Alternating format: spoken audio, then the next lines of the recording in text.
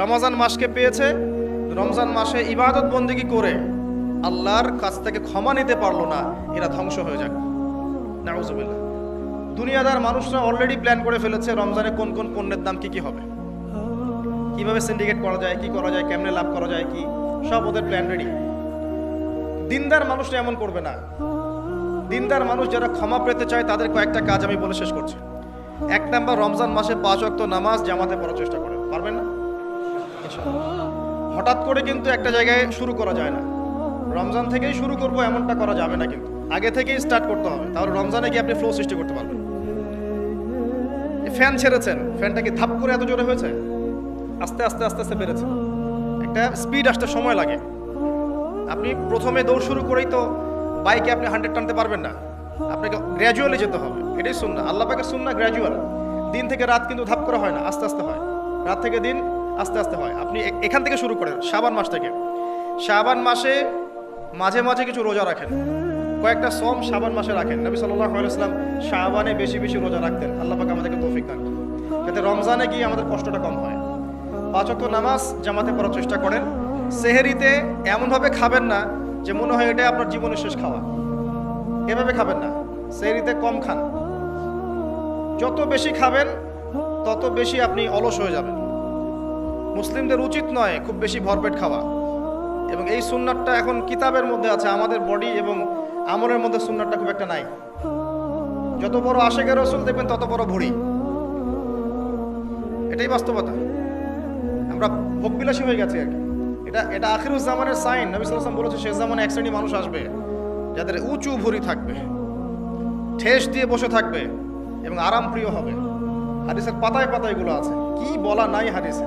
ঈসা ইবনে মারইয়াম যখন আসবেন সিরিয়ার দামেস্কের সাদা মসজিদের মিনারের উপরে, তখন তার মাথা দিয়ে টপ টপ করে পানির ফোঁটা পড়বে, এটাও হাদিসে বলা আছে। মাসিহুদ দাজ্জালকে তিনি কোথায় মারবেন, কোথায় হত্যা করবেন, সেটাও হাদিসে আসছে, প্যালেস্টাইনের বাবেলুদ নামক জায়গায়। কি নাই ইসলাম, সবকিছু আছে। মানতে পারি না সেটা ডিফারেন্ট বিষয়, কিন্তু স্বীকার করতে হবে যে আছে, ইনশাল্লাহ জান্নাত যাওয়া যাবে। মানতে পারি না, আমল করতে পারি না, প্রতিবন্ধকতা আছে, সেটা আল্লাহ পাক এক্সকিউজ নেবেন হয়তোবা। আগে স্বীকার করতে হবে, আকীদা ঠিক করতে হবে যে হ্যাঁ এখানে সলিউশন আছে। আল্লাহ পাক এতটুকু করার তৌফিক অন্তত আমাদেরকে দান করুন। ইফতারেও কম খাবেন। ইফতারে সারাদিন রোজা রেখে বেশি খাবেন না। খেতে হলেই পেটের 1 ভাগ খান, 1 ভাগ ফাঁকা রাখেন, আপনি ইবাদত করে স্বাচ্ছন্দ্য বোধ করবেন। ইফতারে বেশি খেলে তারাবির নামাজ পড়তে পারবেন না, এবং তারাবি জামাতে পড়ার চেষ্টা করবেন। তারাবি সালাতে সুন্দর করে লম্বা করে পড়ার চেষ্টা করবেন, সময় লাগুক 1 ঘন্টা 2 ঘন্টা। সবচেয়ে উন্নত মানের হাফেজকে রাখবেন, যার তেলাওয়াত শুনলে নামাজে মনোযোগ বাড়ে, সুমধুর তেলাওয়াত করবে, পুরো কোরআন খতম করবে। আমরা মনোযোগের সাথে তারাবি পড়বো ইনশাআল্লাহ। তারাবি সালাতের মাঝখানে দোয়া করবেন, সেজদায় বেশি বেশি দোয়া করবেন, রমজান মাসে দোয়া কবুল হয়। রোজা রাখা অবস্থায় বেশি বেশি দোয়া করবেন, নিজের জন্য, পরিবারের জন্য, আত্মীয় স্বজনের জন্য, দেশের জন্য, উম্মার জন্য, সবার জন্য দোয়া করবেন। দোয়ার মধ্যে সাম্প্রদায়িক হবেন না, স্বার্থপর হবেন না, সবার জন্য দোয়া করতে শেখেন। আল্লাহ পাক আপনার দোয়া বেশি বেশি কবুল করবেন ইনশাআল্লাহ। রমজান মাসে যাকাতগুলো দিয়ে দিবেন। যাকাত হচ্ছে ইসলামিক ইকোনমিক্সের বেস, যাকাতটাই বেস। শুধুমাত্র একটা কাজ যদি করতে পারতাম আমরা, এটা যাদের ক্ষমতা আছে তারা যদি কখনো মূল্যায়ন করে হয়তোবা উপকার হবে। এই দায়িত্ব আমাদের না, আমাদের দায়িত্ব শুধু প্রচার করা।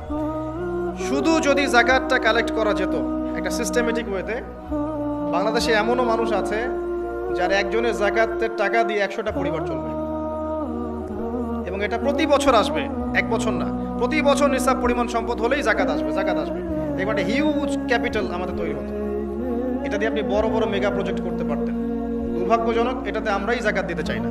অনেক মুসলিম আছে নামাজ পড়ে যাকাত দেয় না, অনেক মুসলিম আছে নামাজ পড়ে সুদ খায়, নামাজ পড়েই ঘুষ খাচ্ছে, নামাজ পড়ে দুর্নীতি করছে। নামাজি ব্যক্তি, কপালের সেজদার দাগ আছে। আমি এমন দেখেছি আমার সাথে আল্লাহর রাস্তায় সময় দিয়েছে তাবলীগে, বোনের সম্পত্তি দেয়নি, বোনের হক দেয়নি, বোনকে বুঝিয়েছে যে তুমি না নিলে তো এটা নেকির কাজ, তুমি ছেড়ে দিলে এটাই নেকির কাজ, সওয়াব হবে তোমার। আমরাও কম না ভাই, তো আগে নিজে ভালো হই, মানুষের ভালো নিয়ে পরচিন্তা করি।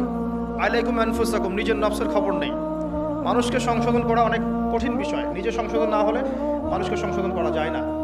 এটাই আমাদের সমস্যা, আমরা আগে নিজেরটা চিন্তা না করে মানুষের চিন্তা করি। আল্লাহ পাক আমাদেরকে বোঝার তৌফিক দান করুন, বক্তা শ্রোতা সবাইকে আমল করার তৌফিক দান করুন। রমজান মাসে আরো কিছু কাজ করবেন, বেশি বেশি ইফতার করাবেন, বেশি থেকে বেশি মানুষকে ইফতার করাবেন। করা যাবে ইনশাআল্লাহ।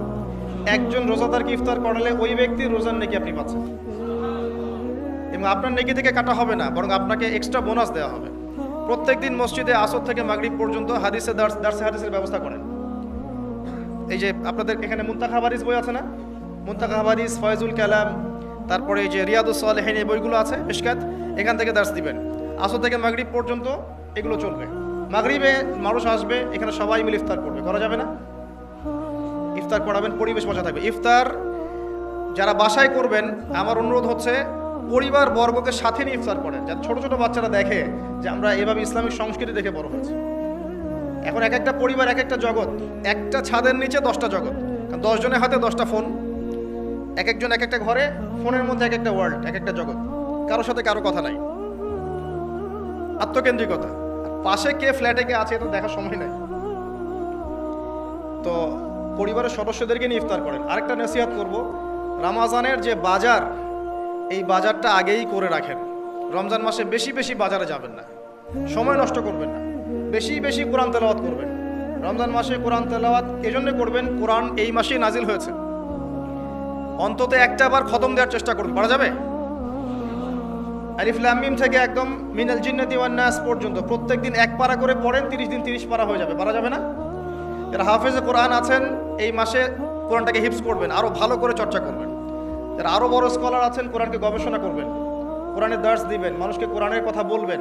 এটা একমাত্র কিতাব, এটা একমাত্র কিতাব যার মধ্যে প্রতিটা বিষয় সলিউশন আছে, এবং এটা মানুষের ভিতর ঢুকে গেলে আপনাকে তখন তরোয়ারির জোরে ইসলাম আর কায়েম করতে হবে না।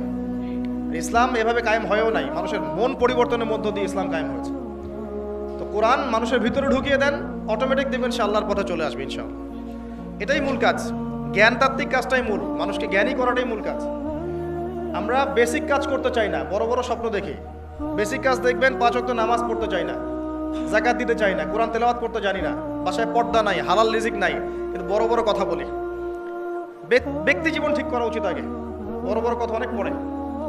এগুলো সময় না, এখন প্রাইমারি লেভেলের কাজ ঠিক নাই, ভিত্তি ঠিক নাই, আপনি বাড়ি বানাবেন কিভাবে? রমজান মাসে কোরআন তেলাওয়াত করেন, বেশি বেশি আল্লাহ জিকির করেন। হিসনুল মুসলিম একটা বই আছে, হিসনুল মুসলিম, বইটা মুখস্থ করে ফেলেন। বইয়ের মধ্যে প্রচুর জিকির দেওয়া আছে, দোয়া দেওয়া আছে, এগুলো করেন। রমজান মাসে আল্লাহ আপনার দোয়া কবুল করবেন ইনশাআল্লাহ।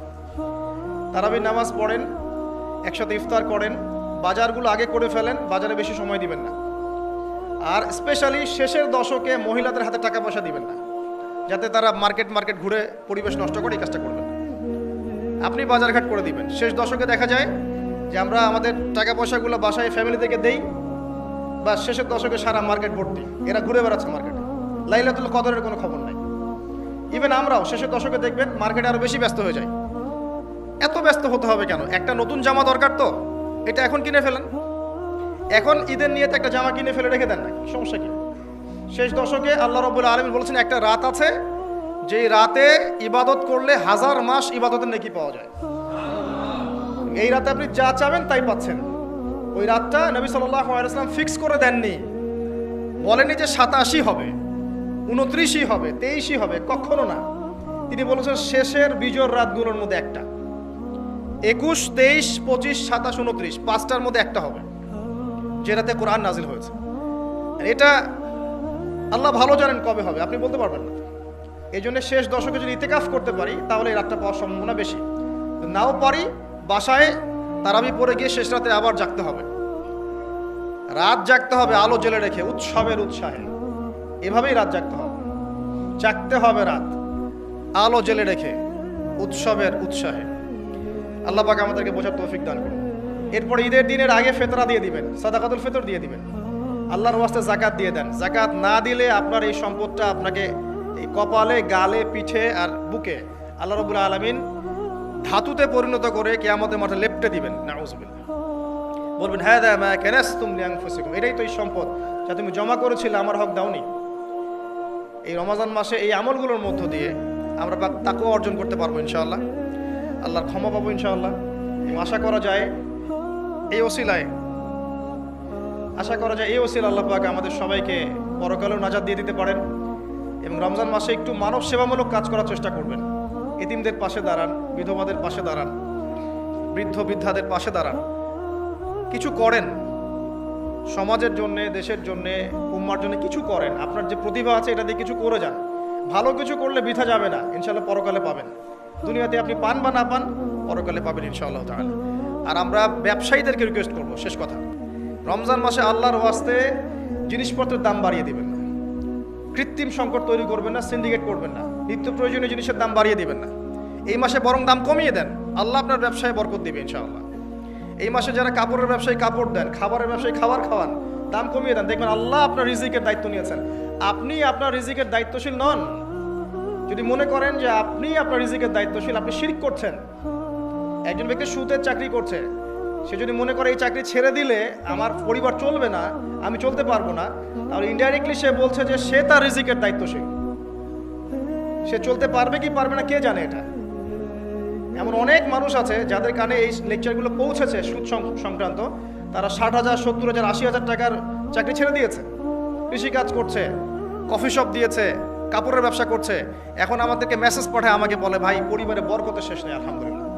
আগে বরকত ছিল না, 1 লাখ টাকা বেতন পেতাম, মা অসুস্থ, বোন অসুস্থ, স্ত্রীর সমস্যা, এই ক্যান্সার, ওই অসুস্থতা, এখন কোনো রোগ নাই, আল্লাহ ভালো করে দিয়েছে।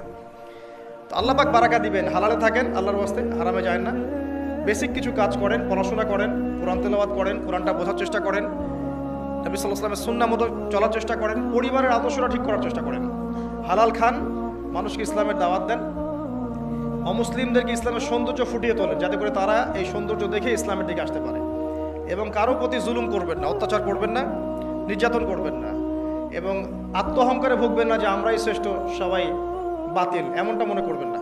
মুসলিমদেরকে এক মনে করেন, সবাইকে সাথে নিয়ে ইসলামের সৌন্দর্য দিয়ে কোরআন এবং সুন্নাহর সমাজ গঠন করার চেষ্টা করেন। আল্লাহ পাক সবাইকে তৌফিক এনায়েত করুন। 3 শ্রেণীর মানুষের জন্য নবী সাল্লাল্লাহু আলাইহি ওয়াসাল্লাম অভিশাপ দিয়েছেন। অভিশাপ, যারা বৃদ্ধ পিতামাতাকে পেয়েছে, তাদের সেবা যত্ন করে জান্নাত লাভ করতে পারে নাই। যে দৃশ্যটা দিন দিন বাড়ছে, পিতামাতাদের খেদমত করাটাকে এখন আমরা ফরজ বলে মনে করি না, বরং আমরা স্ত্রী সন্তানের খেদমতটাকে ফরজ বলে মনে করি। যত দিন যাচ্ছে দেখবেন বৃদ্ধাশ্রমের সংখ্যা বাড়ছে। বৃদ্ধাশ্রমে